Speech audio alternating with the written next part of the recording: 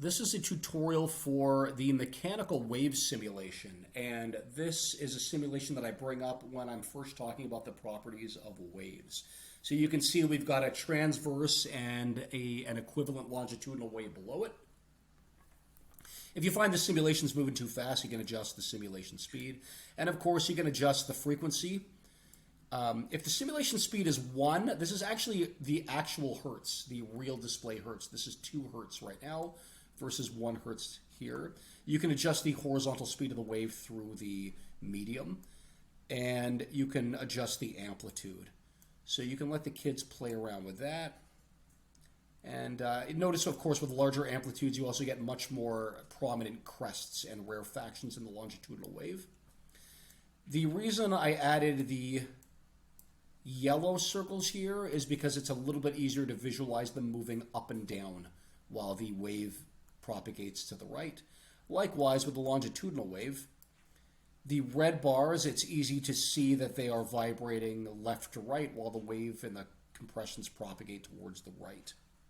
If you click on Info, it will also label the crests with C's and troughs with T's, or compressions and rarefactions in the longitudinal wave. And it will also show you the wavelength here of the transverse wave. You can see it also shows you the amplitude and the amplitude of the longitudinal wave, which is, of course, harder to show, but you can't see it at maximum displacement. If you click on Sound, it represents the longitudinal wave now as a sound wave of individual particles. And perhaps I'll increase the amplitude so we get more obvious compressions here. Let's speed everything up. One other thing I like to use this simulation for is you can actually use it to confirm the universal wave equation. So I'll slow this right down. I have the students create tables, or I give them a table where they keep the speed constant at 1, and they can adjust the frequency and record the wavelength.